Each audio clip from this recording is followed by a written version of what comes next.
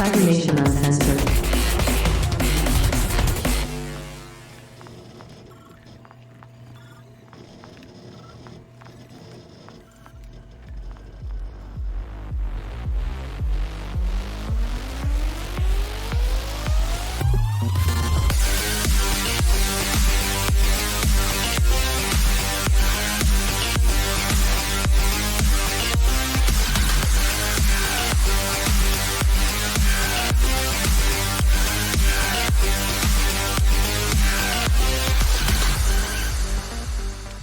And we're off to the races.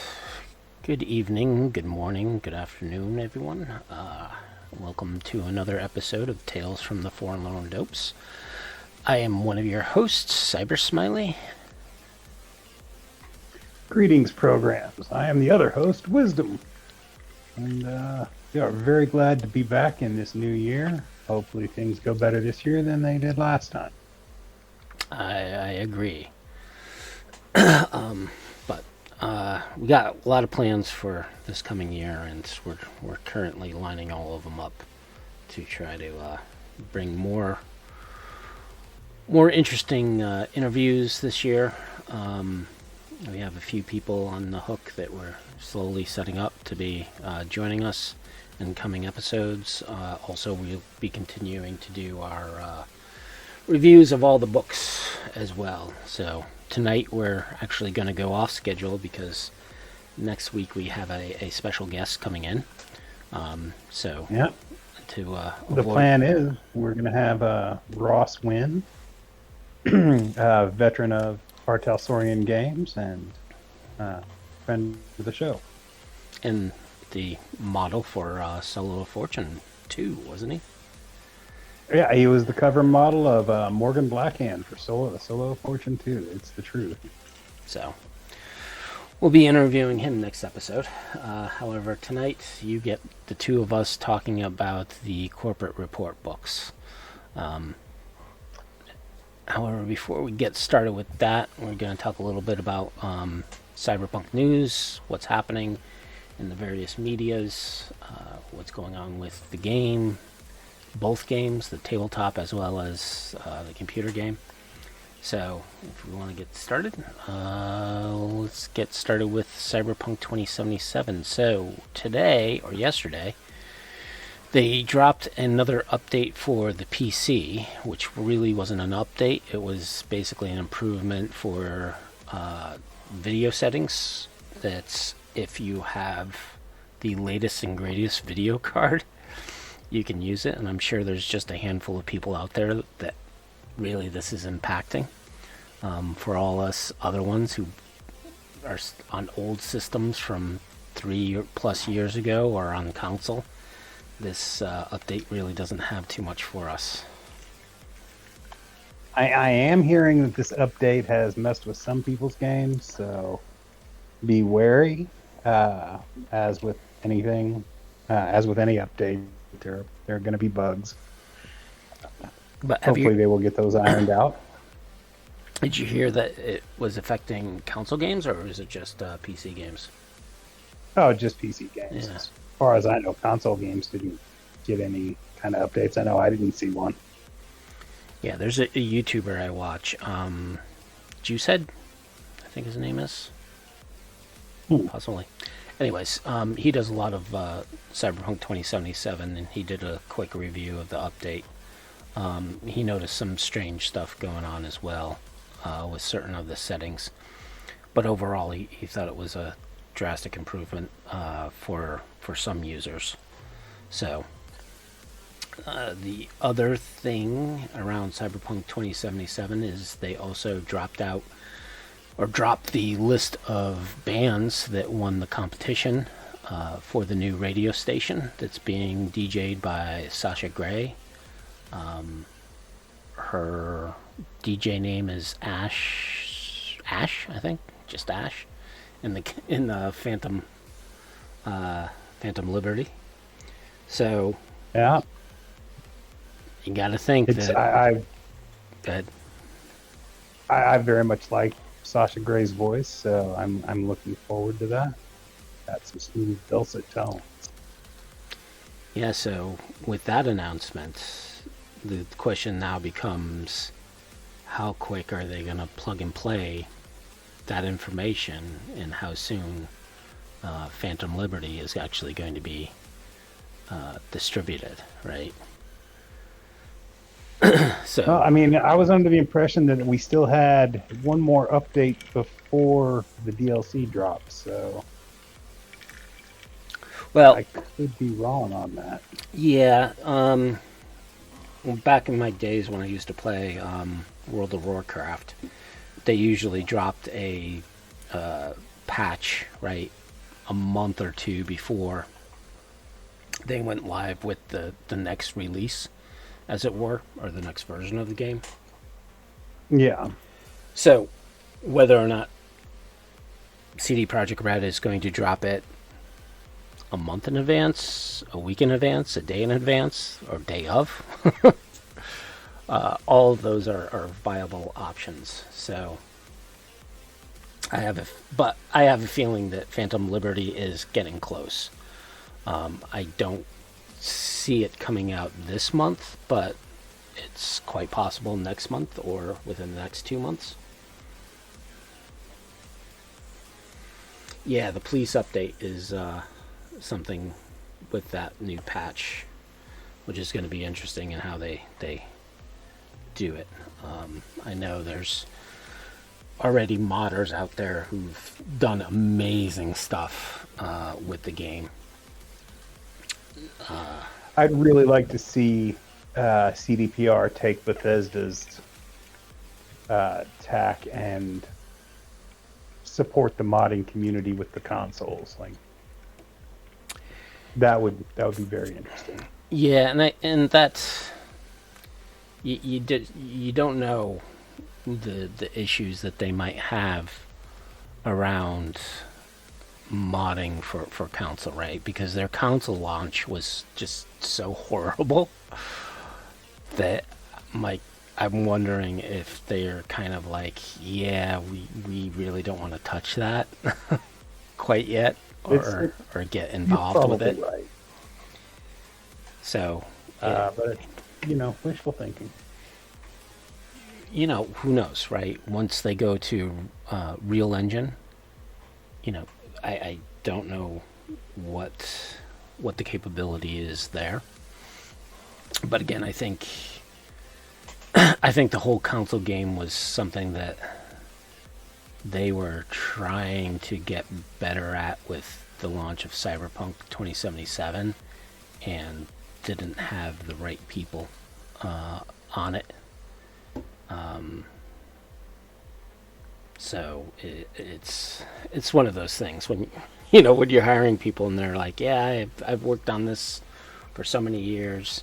Have they done something as ambitious as what CDPR was doing?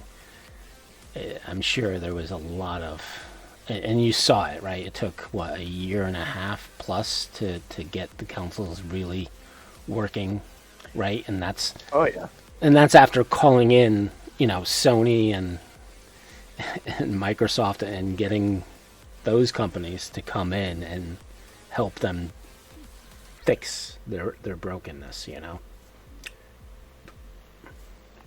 It was definitely an issue, and like I said, wishful thinking. Yep. I doubt we'll ever see it. They've probably got. Honestly, there's many things that are going to take precedence over that. But yeah, I can always wish. And to finish up, I have a feeling that within the next, I would say before summer, we're probably going to see or get news on where Phantom Liberty is, because word is there's a lot of QA drops being done within Steam. So there's a lot of QA builds that usually indicate that the release, or the production release as it were, is coming soon. Yeah. Moving on to other media. So, trying to think. The only thing I've seen that I watched recently when it comes around to Cyberpunk was on Netflix. There's a Korean movie called Jong-yi, which was basically, it's kind of a little far future, near future, in which the world kind of been so polluted that humanity had to flee to space. And similar to like the orbital facility that was in Elysium, in which there's the ring of habitable places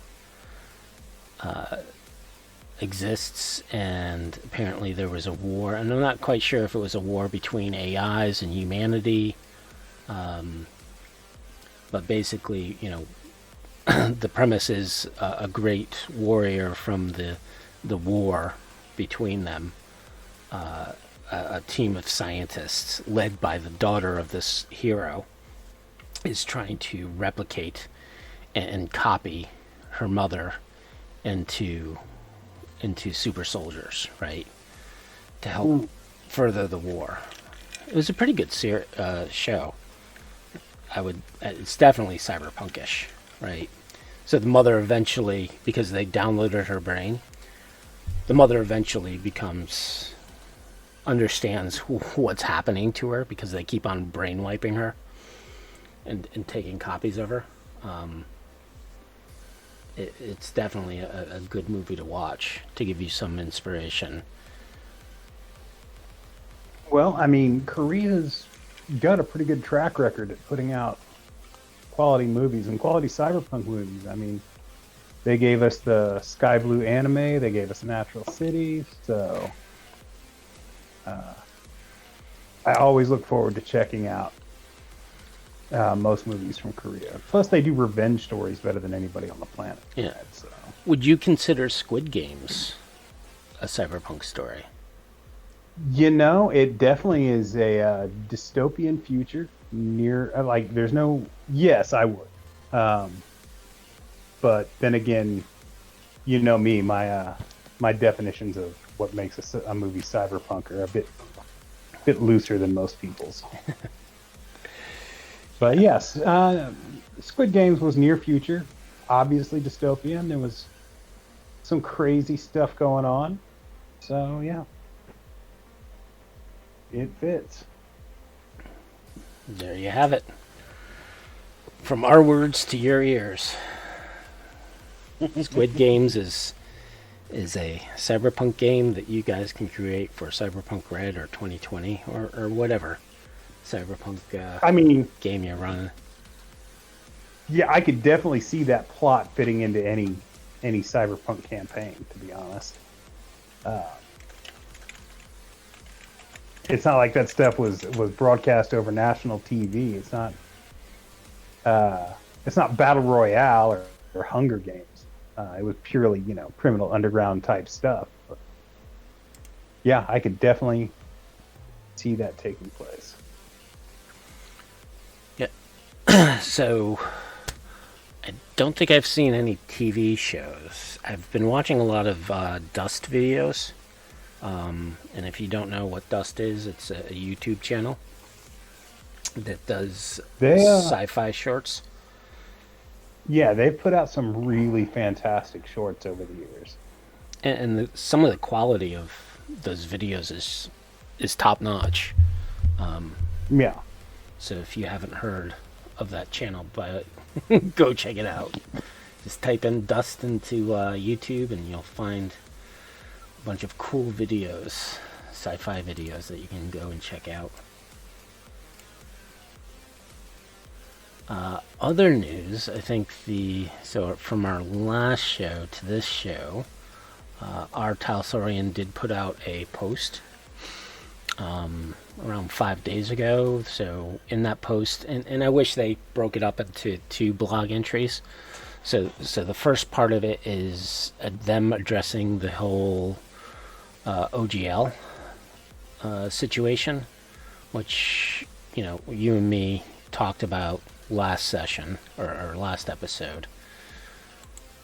It's been going on that long, man. Yeah. Well, 2 weeks ago, right? Or don't you remember we had an episode this year? This is our first episode of the year. No, it's not, dude. No, we didn't. Did we not? We did. So freaking lost.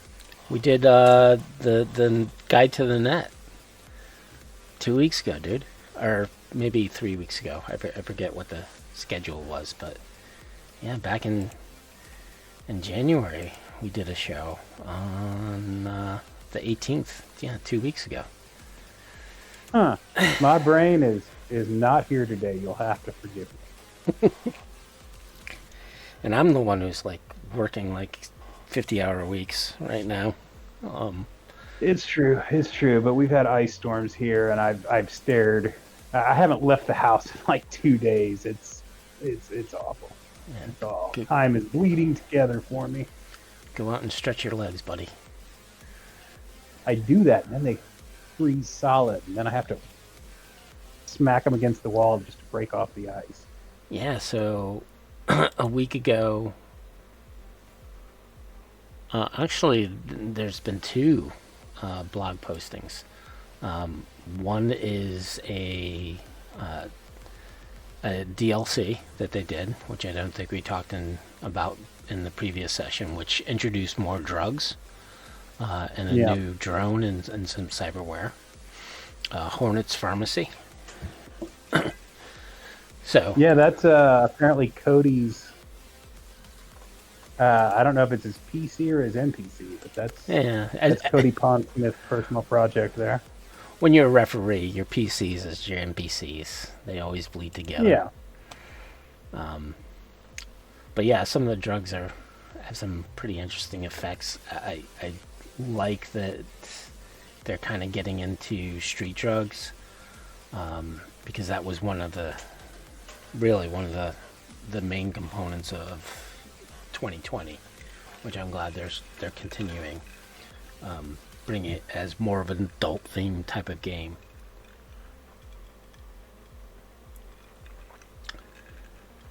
Yeah, we're getting to that one. We'll be bringing that up here right now. The second part of their OGL post was them announcing that Black Chrome has been sent to printers, and they've been slowly giving us previews of what to expect. Very excited about this one. We've been waiting for quite a while for it. 2010, 2011, somewhere around there. I mean, I didn't hear an official announcement about Black Chrome until after the video game was announced in 2013. So it wasn't quite that long ago, but there was rumblings. There was rumblings. We're very excited, and it looks pretty good. It looks like it's going to bring some of that gear porn back to the game. Me, I desperately think it needs it. Yep.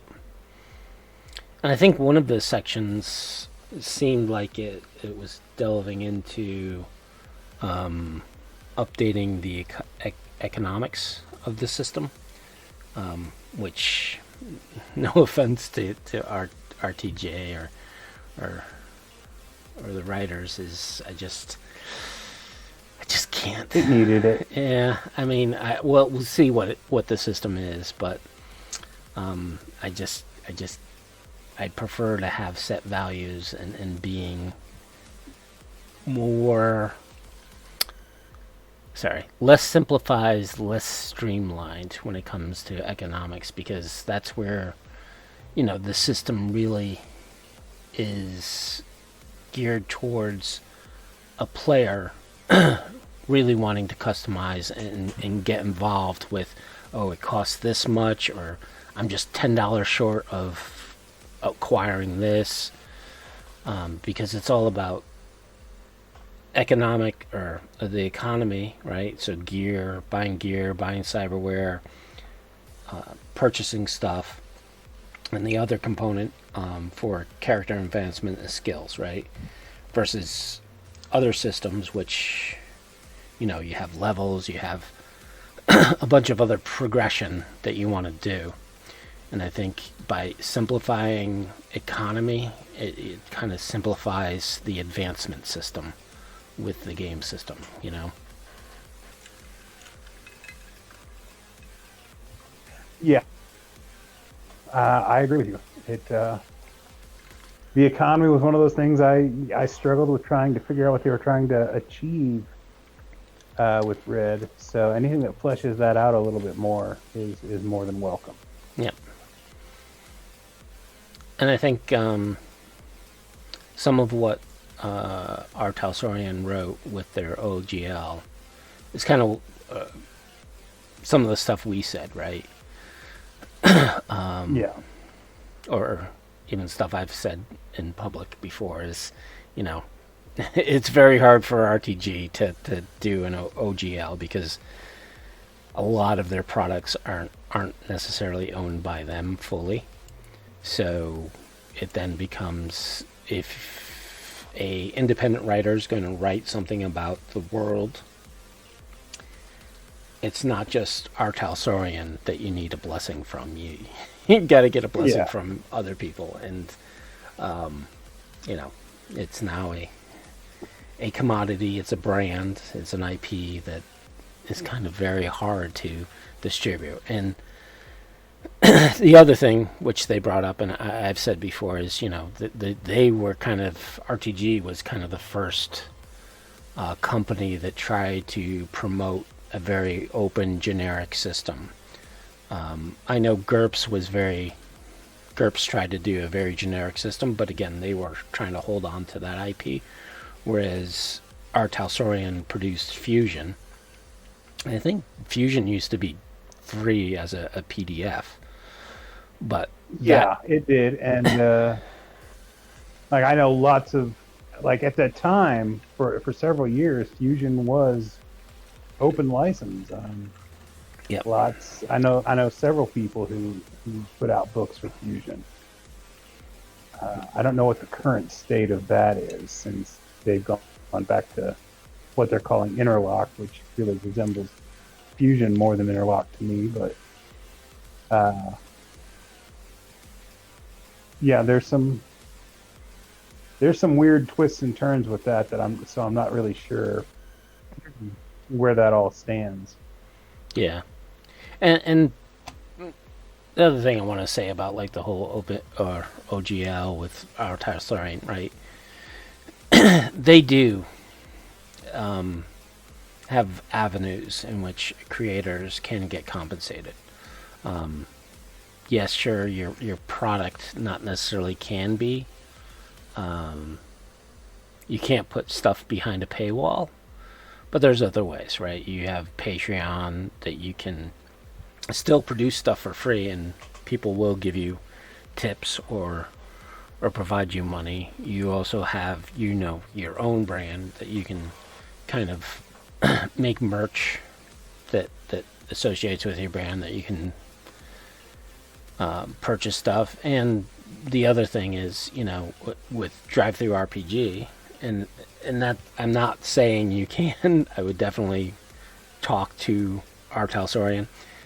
They are very open. They will listen. They will respond. Do not think that, you know, you shouldn't talk to them and get their approval, because I think one of the I don't know if it was I think it was a Reddit post I was reading in which someone was asking about how our Talsorian does OGL, and basically one of the comments where it's like, oh yeah, take a look at Wisdom's site and Cybersmily's site and see what they've done with the homebrew rules.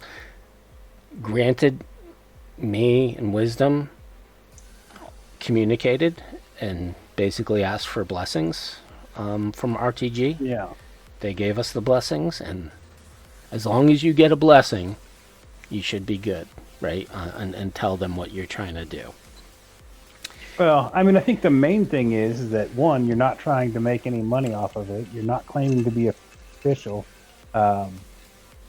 And those are the two big things. Like, you can't claim to be officially affiliated, and you can't try and make money. I think they're pretty open to pretty much anything else. I haven't seen them go after anybody who wasn't doing one of those things. Yeah, and if you have a product. Oh, and obviously don't plagiarize. Like, don't like copy word for word out of the books or anything like that.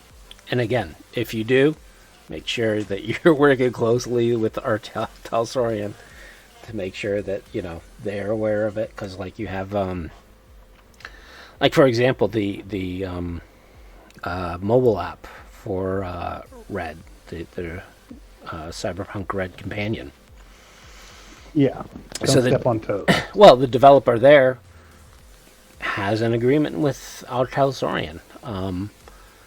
I don't know what kind of licensing they have, but there's always that situation in which you can talk to them, find out what they're looking for, and if they're interested. And I remember when Red came out, there was someone created a program deck, right, which was cards that had the various Netrunner programs in it. And someone published it as a PDF, and our Tarsarian came along and said, hey, we'd like to have that, So there's putting yourself out there, at least to begin with, not thinking you're going to get money, but showing Al Tarsarian what you're capable of is a possibility of you being contacted by them and them wanting to work with you and compensate you for your work. So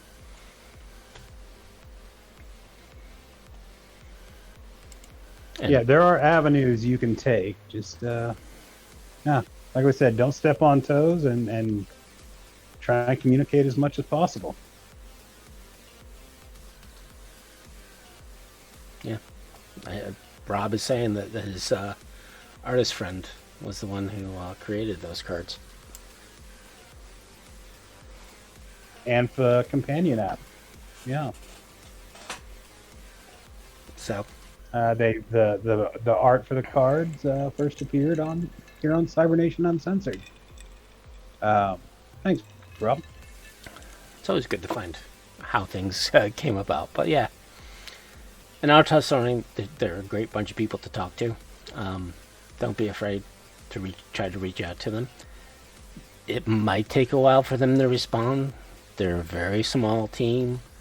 They got a lot of stuff going on, so don't be surprised if it takes them a couple weeks before they respond.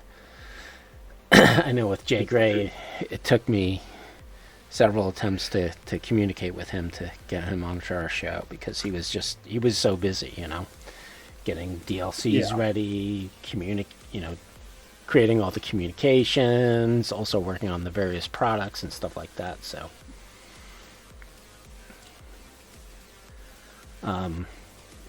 anything else in Cyberpunk media we should be talking about? I think that covers what's happened that we missed. Have you seen any cyberpunk-ish type of movies, TV shows? I mean, just peripheral, just things on the peripheral. Like The Last of Us is off to a really fantastic start. It's not cyberpunk, but it's certainly post-apocalyptic, and that to me is adjacent, especially with Cyberpunk 2020 and the Nomad community. Yeah,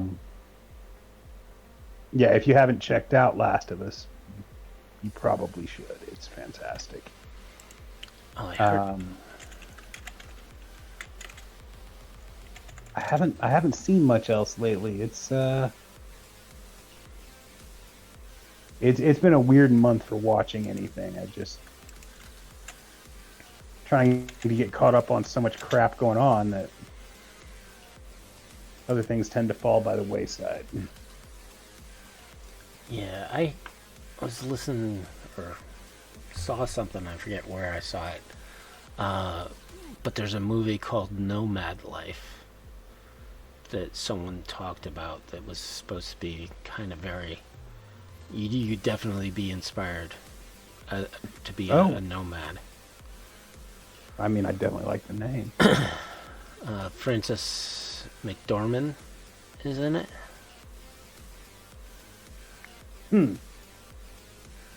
So she's been a few things. Oh, is that the one where she's got like a van and she's driving around, like the Yeah. van life type thing? Yeah. Yeah, I've seen ads for that. It did look interesting. So supposedly that's kind of a good inspiration of like nomads. I should definitely check it out before our next session for your game. There was a documentary about people who follow around. I don't remember if they were following fish or The Grateful Dead. the surviving members of the dead. Probably fish, but yeah, it was very. The touring life was very nomad inspirational. I mean, it's part of the subculture there. The followers of the dead are just. They've been doing it since the 60s. Yeah, and they'll just go from one show to another, just living life on the road like that. Yeah. And I think Fish is like the next generation. And I'm not sure who's going to replace Fish. Because Fish is getting up there in age. Yeah, and Trey Anastasio has talked several times about wanting to give it all up. Take it easy for a while. I'm not much of a fan of Fish's music. I like some of their early stuff, but apparently their live shows, even if you don't like their music, their live shows are worth seeing. Especially all the pharmaceuticals that you can acquire before the show. I'm sure enhances the experience. I mean, I do like jazz, so jam bands do appeal to me in a live setting. And yeah, pharmaceuticals are always a plus. No, we should not be saying that. We do not have one opinion or the other on whether you should imbibe in illegal substances. Imbibe. Legal substances, by all means. Legal substances, yeah. Stick to legal substances. There's plenty of them. In moderation, and with doctor's consent. Always in moderation. That's the cyberpunk life, right? That is, in fact, the cyberpunk life. Be responsible. Do everything in moderation. Yeah. Obey all the rules. Substance over style. Mm-hmm. Yeah. Of course. Brush your teeth. Always wear clean underwear. 3 square meals a day. 3 square meals a day. All right, Obey posted traffic rules. Yeah. So let's get into it. So tonight's... All right. Corporate Report, Volume 1. Hopefully we'll get through all 3 volumes. I cannot guarantee that. It's 264 pages of content, and there is a lot of content in each one of these books. It's so very true. So keep that in mind. The first corporate report was written by William Moss. Yeah, another longtime veteran. And there's honestly, this first book is like, if you're looking for lore to tie into the video game, especially about Arasaka, this is where most of that comes from. Yep. Before this, Arasaka was really just like a background baddie. This really fleshes out who they are, what they're doing, and what their plans for the future are. And I think this Also, and I try to do it myself. These books actually give you kind of a template if you want to create a corporation of your own. Yeah. And do one thing that I think a lot of new GMs are afraid to do is to come up with their own corporations and become a mega corporation. Make the world your own. Don't necessarily follow the norms, right? And you're going to get some people who'll be like, "What? I've never heard of that corporation. That's garbage." But this kind of gives you, each one of these kind of gives you an outline of what you can think of from a corporation. The only thing is just come up with a certain industry in which that mega corporation concentrates in. And I've attempted that several times throughout my campaigns. Yeah, never be afraid to, come up with your own stuff. A lot of GMs, especially in the beginning, want to try and tie in everything from the canon material. Especially these days with the video game and the anime, everybody wants to stick as close to that as possible, and there's nothing wrong with that. But never be afraid to add your own spin to anything, be it coming up with a corporation from whole cloth, or just taking something real world and expanding upon it. Definitely.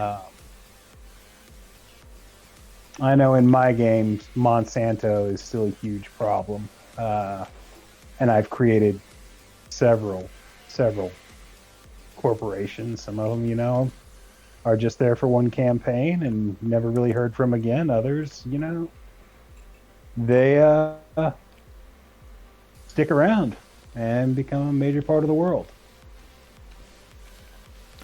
I think reading through these books will get you inspired to create your own. But, so yeah, the first section of the corporate one is Arasaka. And, pardon me, chewed on something that's not agreeing with me right now. Sorry to hear that. I know. The first section, a new jungle, basically just more than anything else, sets the mood for corporate life as a whole. It's talking about Arasaka, but it gets into the culture of corporations, and it's an important section that really, like I said, a lot of this stuff hadn't really been presented in such a manner before these books. And in the early 90s, that corporate culture, it was still very much a yuppie thing. Yeah.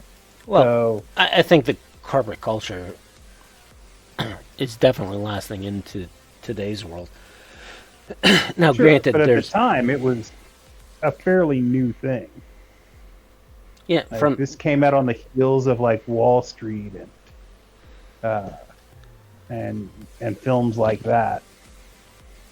And I think it also came out of how the business world was evolving at that time, right? So in the 80s and into the early 90s, Japan was considered quite the mammoth when it came to the corporate world.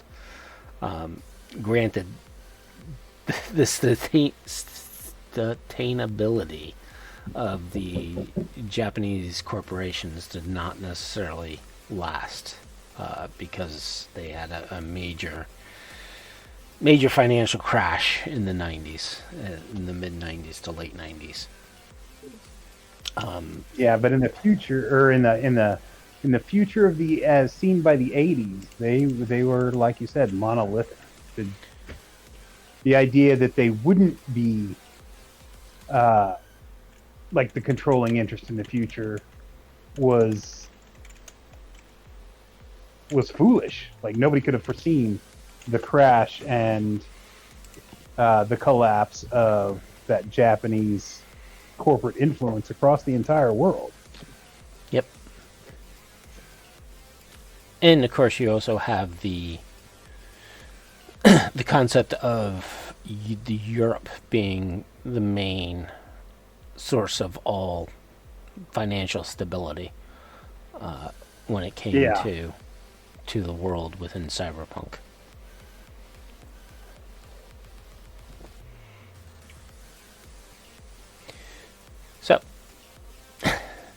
So the article basically starts off with Arasaka.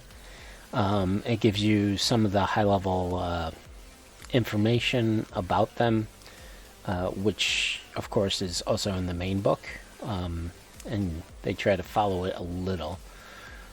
It gives you a history of Arasaka and where Saburo comes from in his beginnings, as it were. Yeah, and I mean, it goes back. This is actually where, like, everybody considers 1990 to be the point of divergence, but this book takes it back much further than that with the introduction of Saburo Arasaka, all the way back to the 40s.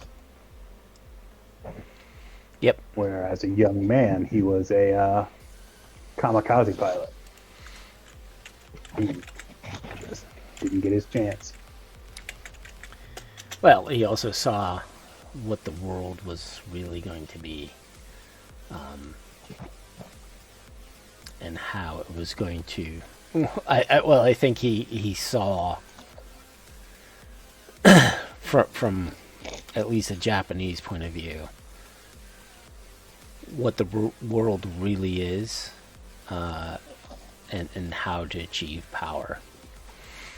And that's where you slowly gain the power. And it's interesting that, Arasaka is known, at least in the game, as the security corporation. But the reality is they started as a banking firm that got more involved, and that's where their finances grew.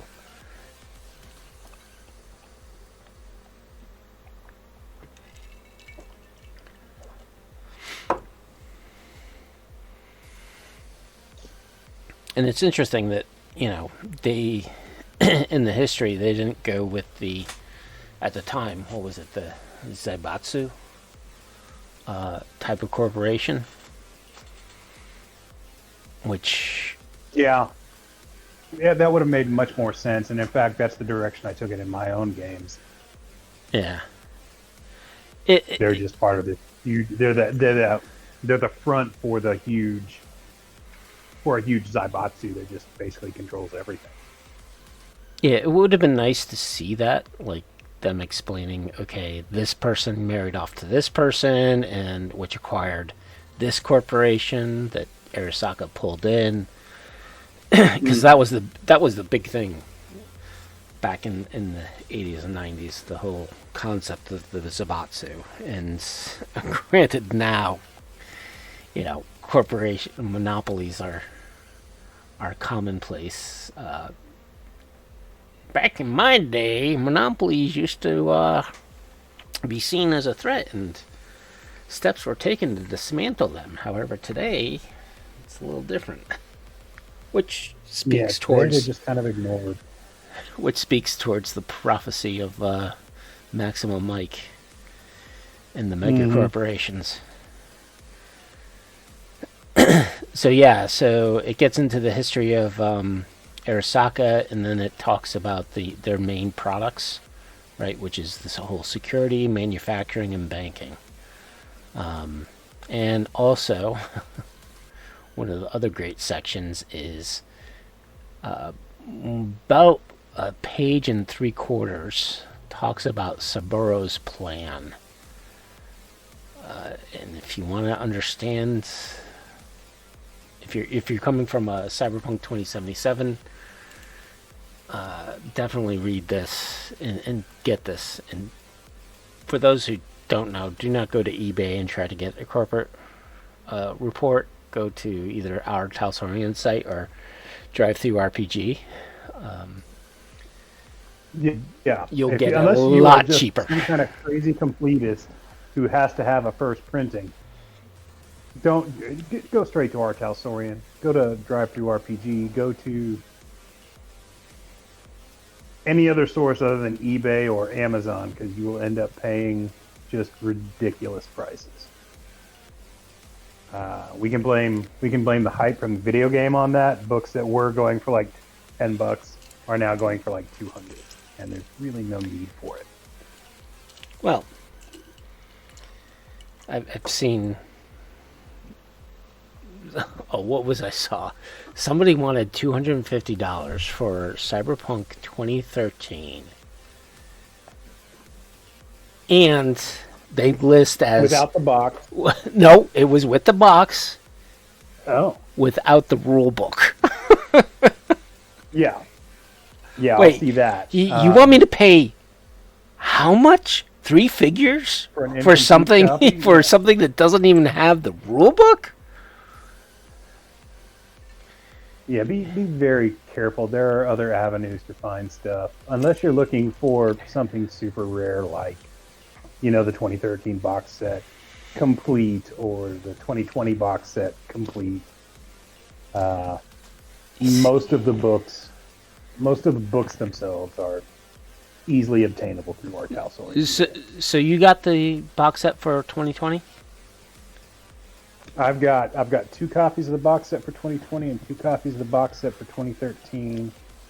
But none of them have the dice. Oh. Actually, I say that's probably not true, because now that I've seen what the dice that looked like that came with the box looked like within 2013. 2013. Yeah, because they weren't special. They were just kind of some ugly dice. Yeah, but 2020 were they different dice? Were they? I don't know. I don't think 2020 came with dice. So the box set with 2020 didn't have the dice? No. Oh, okay. To the best of my knowledge, and I've looked on the box, there's nothing that says that it contains dice. Okay. I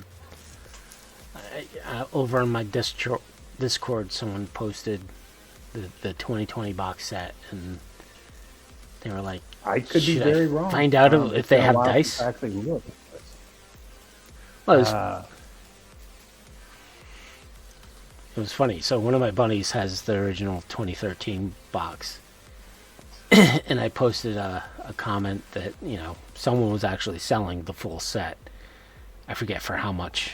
It was less than than that first one. It was like I think it was like $100. But included the dice, and they showed a picture of the dice, which was basically a blue, like a navy blue 10-sider and a yellow 6-sider. And my buddy who has the original set, he's like, "Oh, that set didn't have dice." I was like, "No, according to this article, this poster for eBay, these are what the dice looks at." One of them he's definitely like, came with dice, and one of them I don't think did. Like, I want to say it was the 2013 book or the box set that came with dice, and 2020 did not. Yeah. I could be wrong, but that's definitely been my experience so far. All right. So moving along, now that we went off of not diatribe. So it talks about Saburo's plan, as well as Arasaka's enemies and allies, and then it gets into the NPCs. So you actually have stats for Saburo, at least in 2020. He is very weak physically. Yeah, he's an old man by that point. Yeah. He's like 100 years old. Well, the other thing is, he has an attractiveness of 2. 2077, he was kind of good looking for an old man. Yeah, in 2020, all the images of him are this really weak, feeble old man who, he's blind in one eye. He's just kind of a mess physically. The fact that he lives another, 50 years after that,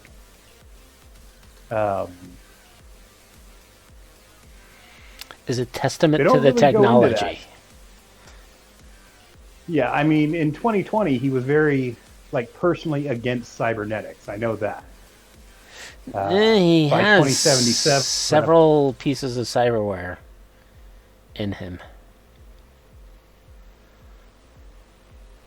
Yeah, but not as much as you would expect from a dude in his position. Trying to maintain power, trying to put forth a powerful image. Instead, he remains this frail old dude. Yeah, but, the more cyberware, right, is... he doesn't have human perception, which I'm surprised he doesn't as a stat, or as a skill. Because his empathy is the 8/5. Are really basic. Yeah. But for me, he is cold and calculating, but I also think he can read people very well. So I would have given him some human perception, probably at least a 5, if not greater. Yeah, you would think that would be necessary. I mean, anybody who commands legions like that has got to have some kind of human perception. Yep. And of course you have the other culprits, Kei Arasaka, who I guess he didn't die in the Fourth Corporate War, but he died soon after. No, he did. I thought he was still alive. Well, immediately after.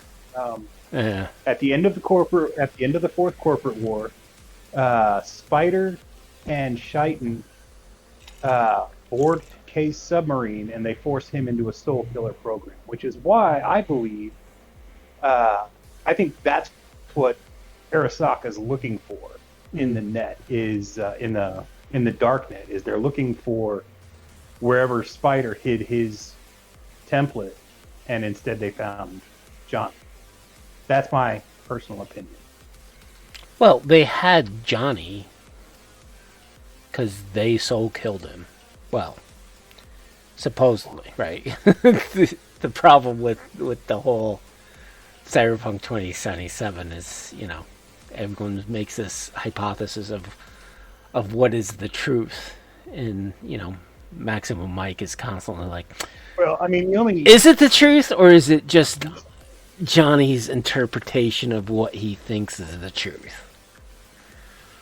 Well, here's the deal on that. Johnny gets cut in half on the roof of Arasaka Tower. Well, in the corridors of Arasaka Tower. It's very unlikely that Arasaka themselves would have grabbed him at the moment. It's far more likely that Spider Murphy did it herself. We know at some point, we know Johnny's memories are unreliable. We know that Arasaka had his template. We don't know how much of that template was implanted with false memories. We don't know how much. We don't know when that interrogation actually took place. Right. So we do know from Cyberpunk Red that at some point, all of Johnny's possessions were in the were collected by this fangirl of his. I don't remember her name off the top of my head, but and then Arasaka and Adam Smasher obtained them afterwards at some point. Yeah. So yeah. So in the NPCs, you're just gonna see Kat, Kay, Hanaku, Yorinobu, you're not going to see anyone else that's familiar from 2077. So keep that in mind.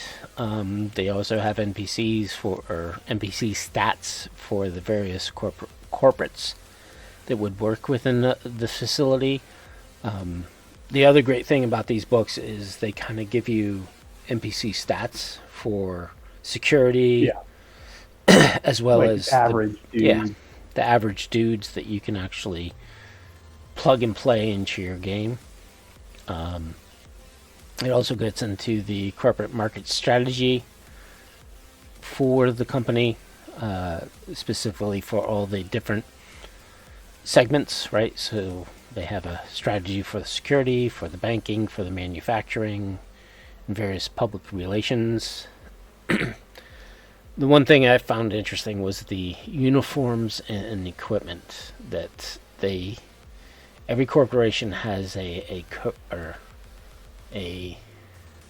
not a uniform, but a dress code that the employees have to follow, which slowly is going away, at least in today's world, right? Well, I mean, beyond weapons manufacturing, Arasaka's biggest business is providing security personnel. And it makes sense that they're going to have a standard uniform, standard look. They're going to be equipped with their own weapons. That's true for the soldiers, right? So that's that's the grunts of the world. That's the McDonald's fast food chains, the uniform of the employees, right? That's the Sure. Roto-Rooters, etc., right? So those are the minions that they send out. But my point is, from a corporate point of view, you still have to dress in a jacket. Yes, you still have to. You have to look professional. Yeah, you have to look professional. And each corporation has that type of uniform. But what I'm saying is, from a corporate dictation, you're right, a dress code. So back in the 80s and 90s, there were certain dress codes. Like like men could only wear white shirts with black ties, right? That there was limitations even on the color and fashion that they could wear. Women would have to wear skirts, modest skirts, and dress appropriately. So I think that attitude of corporations dictating exactly how you're supposed to look in the corporation, at least at the manager level or in the corporate office, I think has changed in today's world. Well, yeah. I mean, this book was written at a time, and it's obvious that the influences there from movies like Rising Sun and things of that nature. Even comedies like Gung Ho with Michael Keaton, yeah, had a glimpse into that Japanese corporate life. It was very much, the day starts out with exercises. People sing the company song, and it's very. It was very much a hive culture back then. So standard dress was the thing. As of course, as time has gone by, these restrictions have lessened and more individualism is expected. Although, for the most part, Japanese corporate culture is still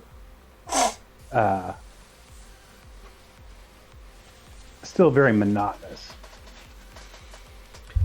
Well, I mean, each of and I know we're getting into Arasaka, but it's replicated throughout all the corporate books, right? Is you'll find these same sections in every single corporation that's presented. They were I get what Art Talsorian was trying to do. They were trying to keep it uniform. They were trying to, like, almost treat each corporation as almost a military entity in the way that they operate. Well, I don't think it's... all of the corporations listed have their own security forces. If not all security companies. So there is definitely the military concept of a corporation, right? In which they had their own security and their own military. But you also have the concept that the corporation owns you. And when a corporation owns you, they're going to dictate every aspect of your life.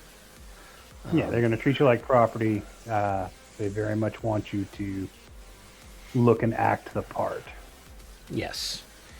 And at least from a cyberpunk point of view, you really didn't job hop, right? So if you didn't like how, hey, I'm forced to wear a suit and tie every day, I'm going to go find a company that doesn't allow me to do that.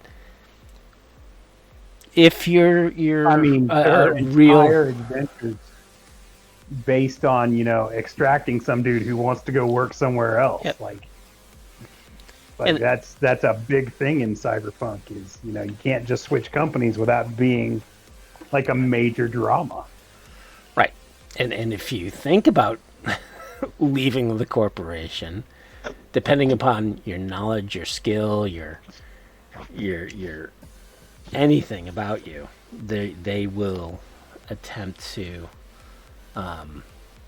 curb that, as it were, to prevent you from leaving. With bullets, or maybe you need to see our cyber tech, who will implant a sabotageware so you don't leave. Or you get blacklisted. The computer says you need to be reconditioned, citizen.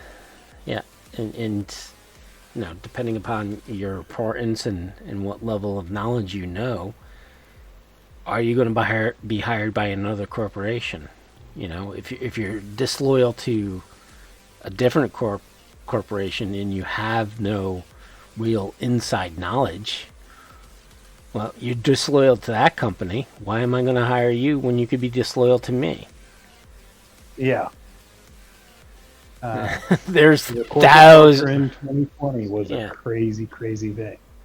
There's I was about to say thousands. There's hundreds of thousands of people who will be loyal, who will do the work, and not complain and not try to leave the company. Yeah. I mean, most of the people in the Cyberpunk 2020 world are living on kibble and fucking struggling just to, keep the lights on, where, you work for a corporation, you get the good food, you get corporate housing, you get, sometimes a car, depending on how high up in the corporation you are. Like, there are people who will kill for that position that you're complaining about. Yep. And seeing as there's, a third of the population are zeros? Yeah. Wait, you're going to allow me to There's always someone to take your place. You're going to give me a SIN so I can actually get a real apartment, a real job, in a safe neighborhood? Fuck yeah. I will be loyal to you. I will not question your authority. I will do what I am told. As long as there's a roof over my head and food to eat. So yeah, getting back to the corporate reports, and like I said, that they're all laid out in this similar fashion. So in the uniform section, they actually get into the gear that the various employees would carry or have access to. Specifically, and of course, because it's Cyberpunk, most of this is geared towards what the security is going to own and what the security is going to use and benefit from. So it's and again, with any game system, it's all about the combat with the PCs or the challenges you can present to the PCs. Yeah. The next section gets into the office and key facilities. This is actually some really juicy stuff from a game or a referee point of view, in that it talks about how facilities are set up and how you can plan out a corporation's research facility, corporate offices, in which there has to be some type of infiltration happening. Yeah, I like that it lays out how the different facilities themselves are set up in terms of defense, access, just like what you're likely to see when you walk into the lobby, and how it's likely to be laid out from there. Like, it's a level of detail that most books of this nature would ignore,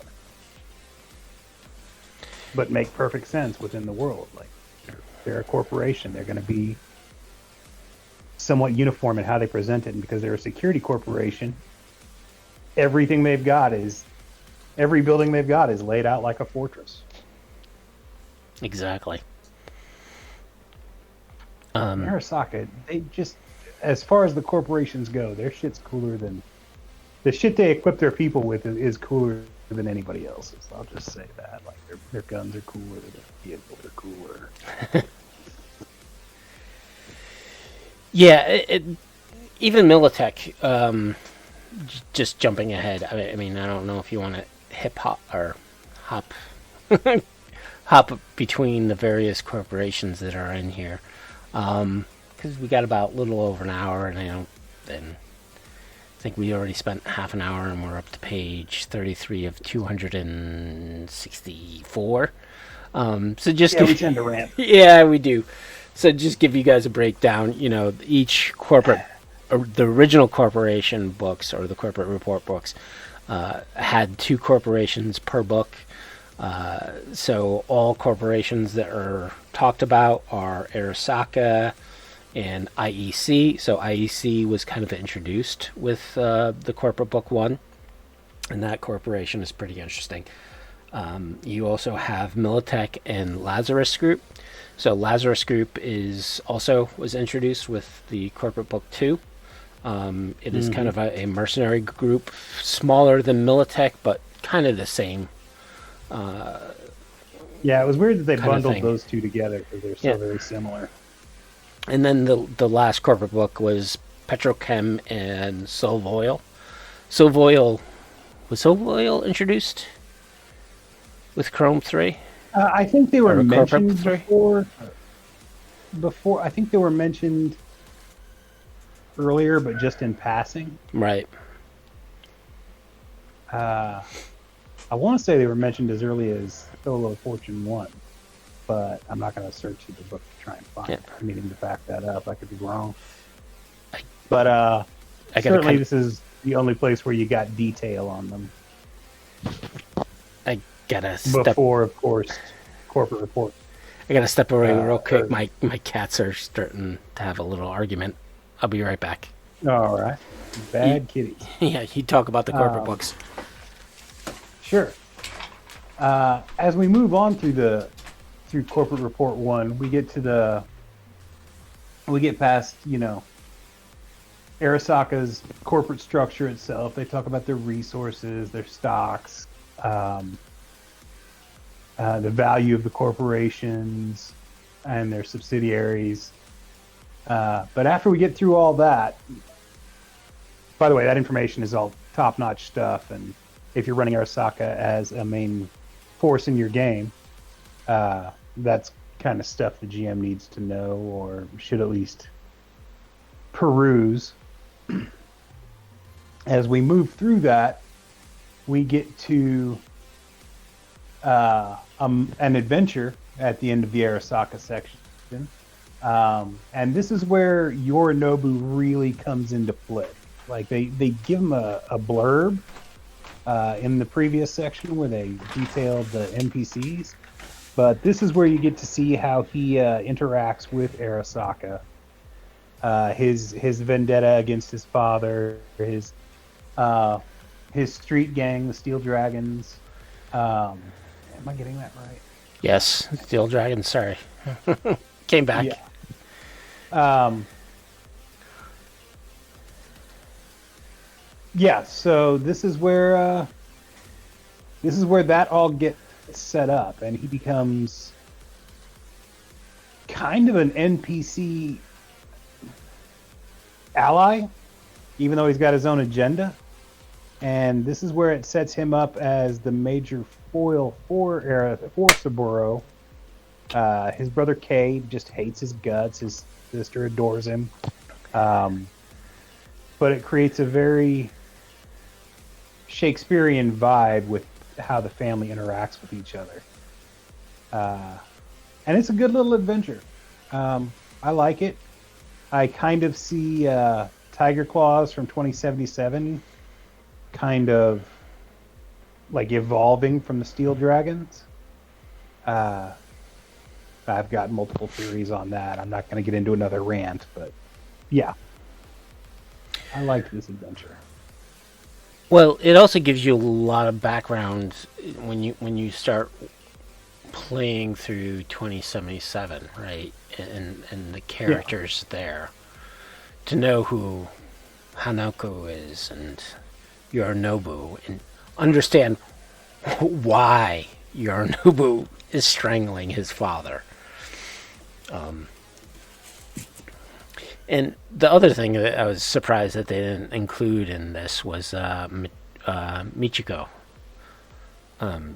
She definitely plays a big role throughout, even Mike's games, throughout the Cyberpunk lore, you know?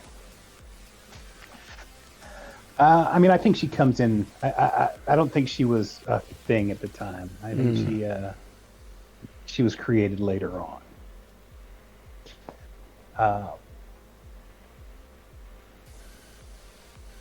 Yeah, Arasaka's an old dude who apparently never stopped getting busy. Oh, Michiko is the granddaughter of Saburo. Yep.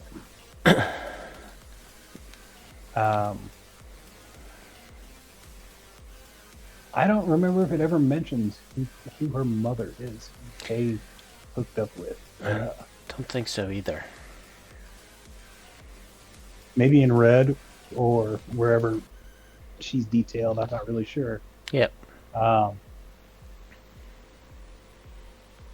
mean, we know it had to happen before the events of the Fourth Corporate War, because, well, like I said earlier, Kay is soul fuel. Yep. So, the next chapter in the first corporate book is IEC, which is the International Electronic Corporation. I assume this is a play off of General Electric. That's GE. the vibe I always. Yeah. So IEC basically is everything. They are mostly home appliances and home gadgets, but they also dip their toes in everything else as well. Military applications, orbital applications. IEC is monolithic.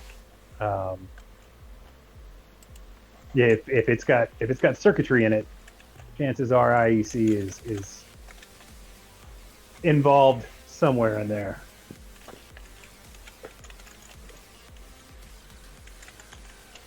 Yep.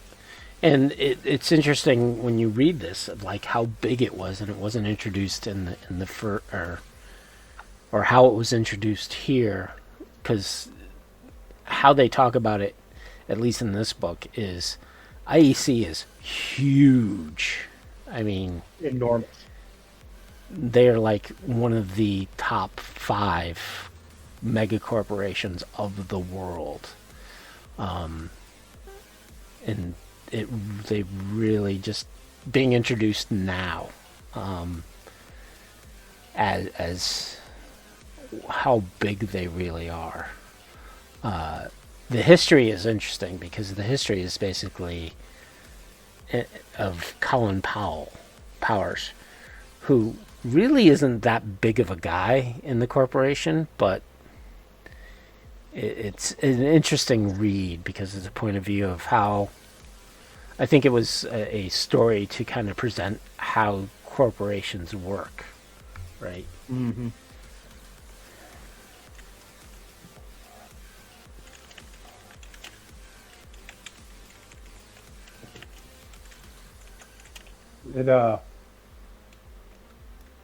They were trying to contrast Arasaka with a more normal, like low, like they're humongous and their influence is just unheard of.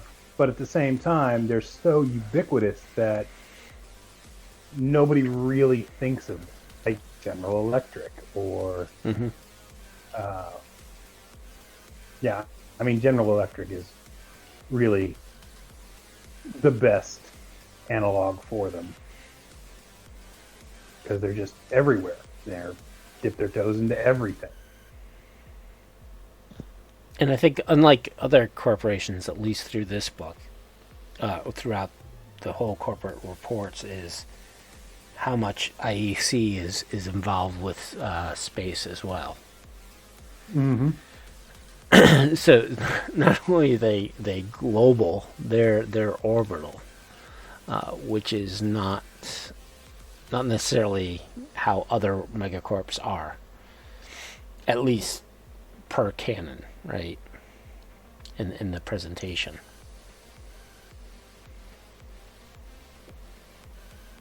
Well, I mean, they provide the circuitry for just so many industries that, yeah, it makes perfect sense that they have such a big presence in the orbital community.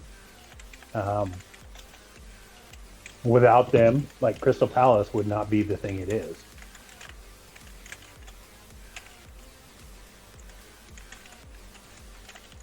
Like they provide the electronics for NASA. They provide electronics for, the ESA. They're not the only ones that do, of course, but they're one of the main driving forces of that technology. Yep.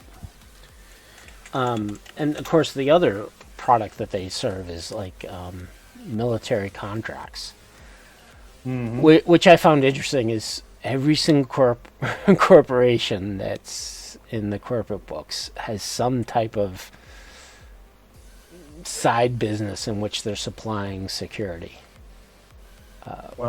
Which makes me wonder, like, why isn't that market flooded? Because we keep demanding more money be spent on the military. It just has to happen. True. It's foolish and self-defeating in the end, but that's where all the graft takes place. That's what makes people rich. I mean, it is, it certainly is what made General Electric rich. I mean, they provide many, many weapon systems to the government. Yep. And they also are very much into media, so they're on par with the big giants. So it's definitely well worth a read on how big of a corporation can be. The main player, of course, is Eric Kessler. He's the CEO. I was surprised that they didn't do like EBM with that and chose to do IEC. Yeah, I would have liked to have seen more corporate reports. EBM, Raven Microcybernetics. I'd like to see these things detailed out. Infocom. Some of the car manufacturers like Mitsuzuki, and I'd like to know how that merger happened.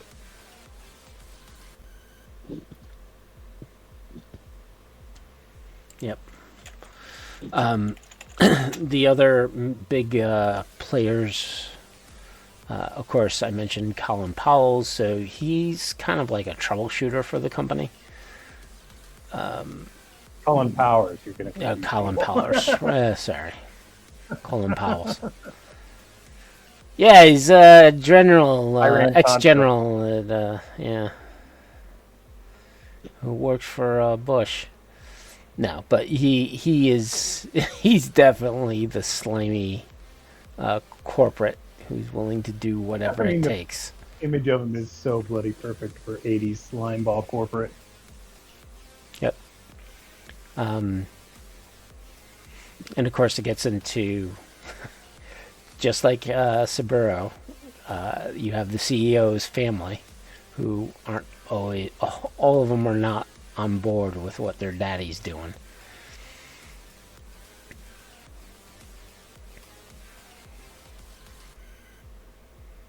No.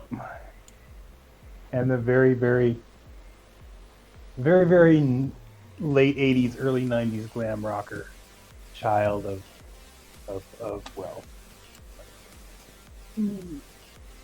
Got to throw a rocker boy into everything, apparently. Always. Especially the face of the rebellious youth. Well, when you're a spoiled child, you're gonna go off and become a rocker or find some cause that is against daddy and rebel against daddy. Yeah. The one interesting thing I found about IEC is their cargo and how they do shipping of their cargo. Instead of using shipping what is it, tankers? Vessels. Yeah, vessels. Like tanker ships. they use submarines. Yeah. And which is this was the book that introduced that concept. Yeah. So there's these humongous submarines that are just shipping cargo between nations, which of course prevents pirates from infiltrating or making the pirates starting to adapt and overcome the situation that they presented with them. Yeah, it's much harder to hijack a submarine than it is a regular aquatic vessel. And of course that becomes, that's the main theme of the first corporate war source book, Stormfront. Firestorm Stormfront is, submersible cargo ships and their companies that control them. Yeah. As an aside. And it was interesting to read in Red how IEC went away because Arasaka during the Fourth Corporate War made it not only their purpose to fight Militech, but also to destroy IEC at the same time. Which competing. I think by the Fourth Corporate War, Arasaka really does become more of a Zaibatsu and is presented as that. Yeah. And like EEC more than Militech is really their number one competitor. Yeah. And that's what I got a plan for my space campaign, is how Arasaka takes out the Orbital assets of IEC. So if IEC does not exist anymore, that corporation, sure, the war that's happening on Terra, sure, you can continually attack their assets in the sea, you can quote unquote take collateral damage to facilities that are close to Arasaka's targets, whether Militech is also contracted by IEC to help out in protecting their assets, but like from an Orbital point of view, you would think that the executive board, you think that the executive board would flee to Crystal Palace or Luna, right? So they have a base on Tycho. Why didn't they go to Tycho? And how did Arasaka basically eliminate I mean, all maybe those they orbital tried. assets. That shuttle was intercepted.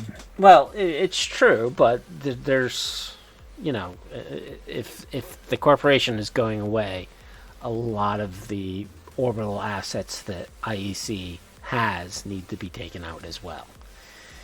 And Arasaka was never really mentioned as kind of an orbital power, at least in canon, in most of the books. Yeah.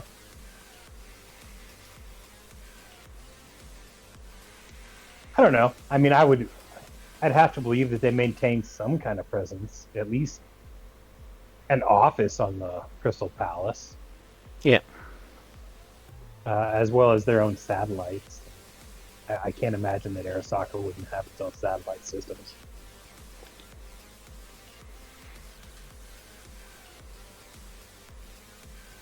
Yeah, so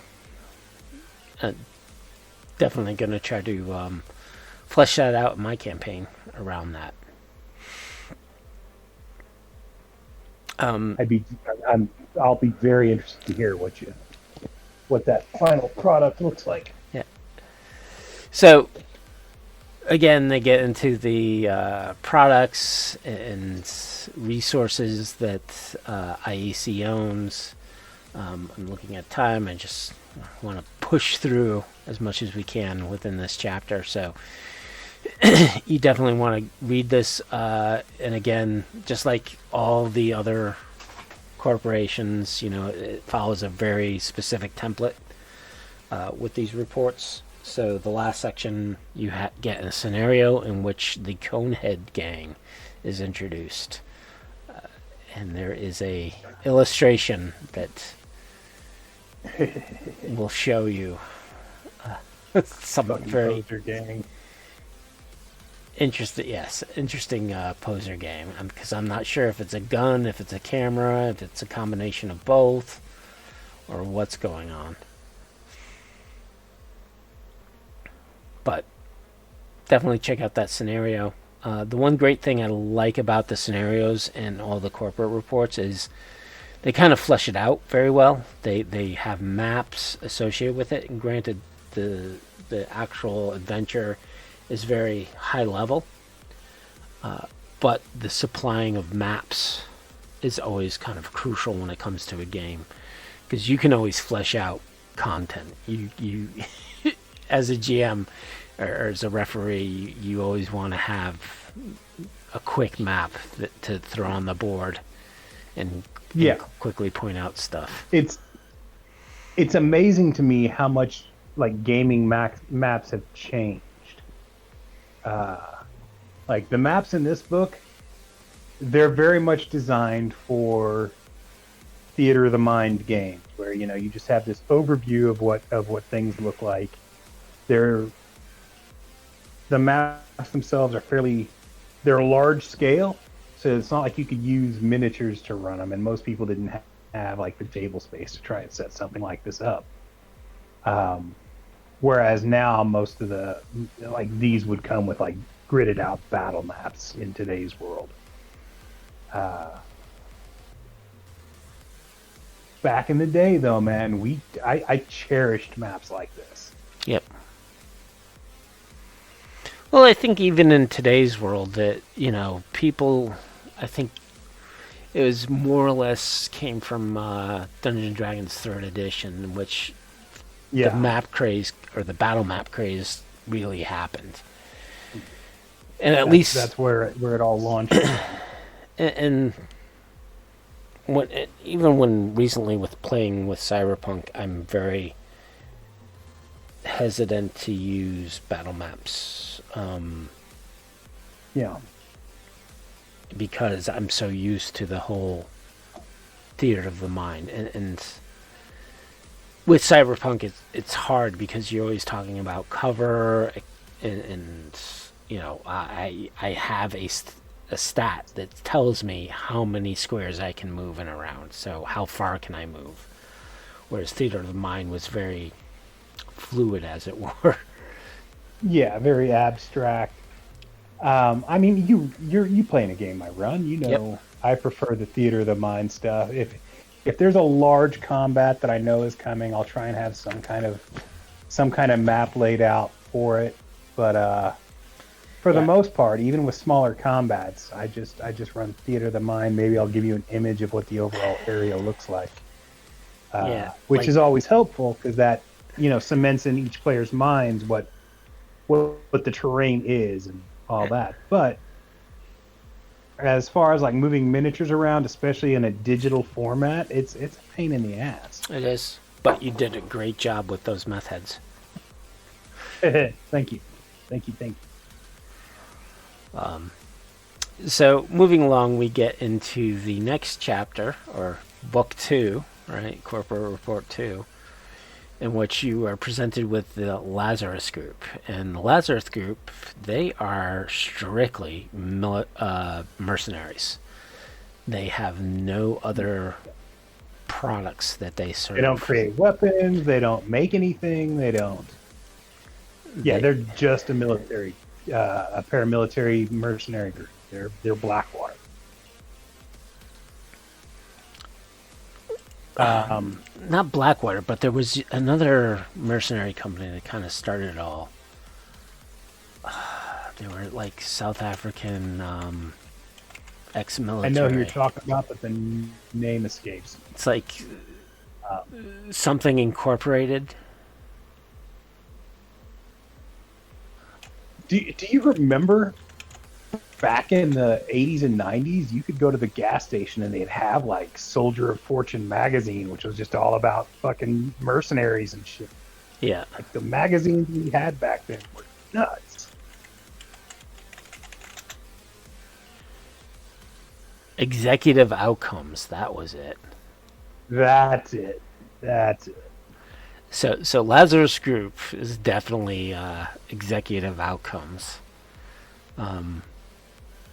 However, they were not disbanded, or sorry, NATO did not go after Lazarus Group for it. So, but yeah, so Lazarus Group was introduced. I don't think there was any mention in any books about the Lazarus Group until this one. No, this is their first appearance that I'm aware of. So they're kind of like ex-Militech and ex-Army employees. And I made great use of them with my South American source book. Yeah. Well, that flies because they are U.S. Ex-military U.S. and that's the key, right? You would think ex-military Europe, because Europe is where the financial center. But us Americans know how to do war, and we do it right, as it were. Yeah, and then plus, like, the South American conflicts created so many disenfranchised vets that, Militech sprung from that. Lazarus sprung from that. Untold numbers of edgerunner groups sprung from that. Hell, Johnny Silverhand sprung from that. Yep. So if you want to learn about a corporation that is just pure mercenary, this is the book to go. Or this is the chapter to read. And again, there's a micro adventure to run. More maps. It's basically an infiltration of a facility. So you can get that done. After that comes Militech. And it's interesting that Militech, their employees are less than a third of Arasaka's. And less troops as it were. So it's interesting that they would be considered rivals. I would think Arasaka would have been in a stronger position. I mean, that's been one of my beefs with the whole thing since the start. Arasaka is really a global corporation they've taken over the police forces of Portugal and Brazil, Like they just control the countries, like all police and military aspects in those countries. I don't see how Militech. The only way Militech poses a threat is strictly within the boundaries of the United States. For forces they've got abroad.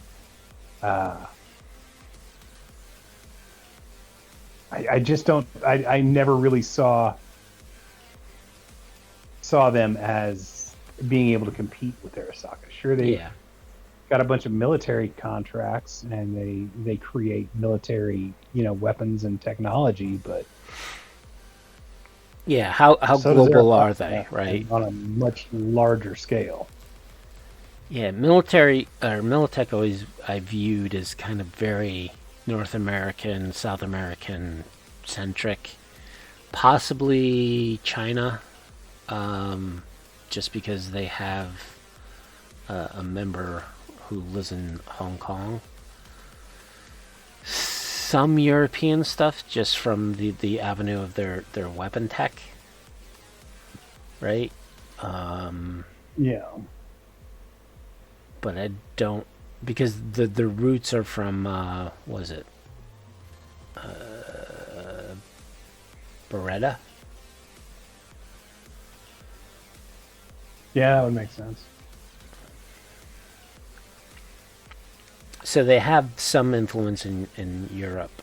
I don't see them being that big, but then again, if you think about some of the European mentalities when it comes to aggression, right? Because I work in a global corporation, and some of the messages that the American offices produce, we get pushback from some of the UK guys and the European executives saying that statement seems very aggressive and we want to be more humble. So again, I don't know if the concept is, even though Europe is the financial powerhouse when it comes to actual combat and getting your hands dirty, does the European nations and European corporations turn towards America, who are viewed as the ultra violent?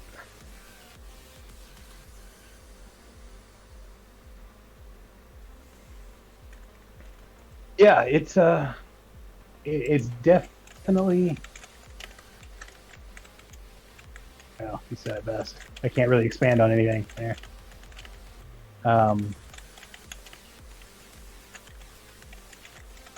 The influences are different than what you would expect. Yeah. And I think the other thing that Militech had going for it is it's not only that they produced military assets, right? Like troops, as well as starting to get into security to compete with Arasaka. And I think that's where the corporate war kind of started happening, was Militech was looking to expand to get into the whole corporate security avenue. But Militech was also known specifically for its military grade hardware. Tanks, planes, so closely naval related vessels. And tied in, to the U.S. military. They really tend to work hand in hand. Well, it's not necessarily that they're close to the military. It's the military. They're the military industry, right? So if you think of like U.S. boats, Lockheed Martin, what the hell's that other place? I want to say Boeing, but beyond Boeing, they probably own Boeing. But just all that military hardware, which the United States is known for. Granted, Germany, I think, has some good military industry, but America is well known for their military might, because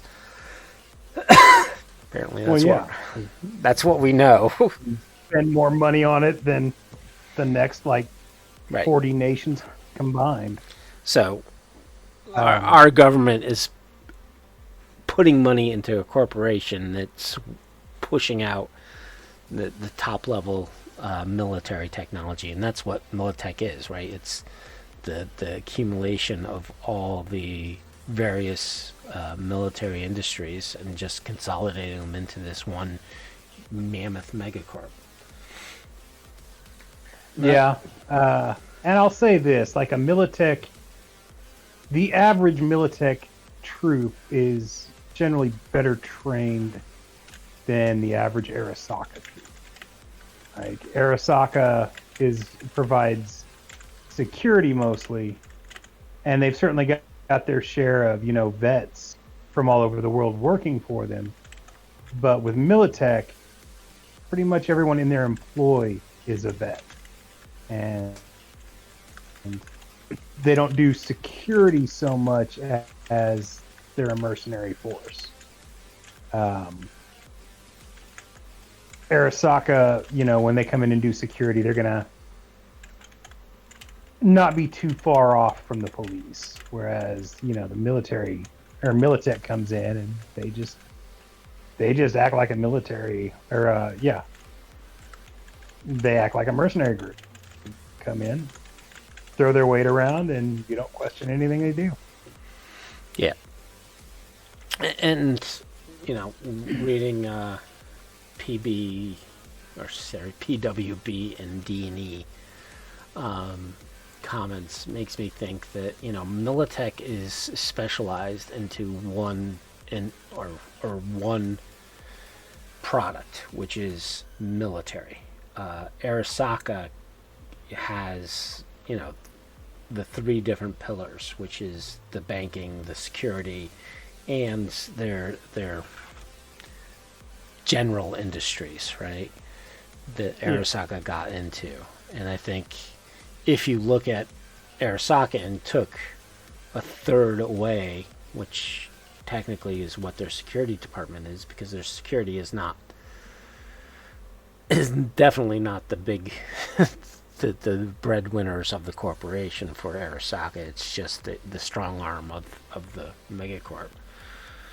But if you look at the two factors of Militech and Arasaka security, they're kind of on par with themselves.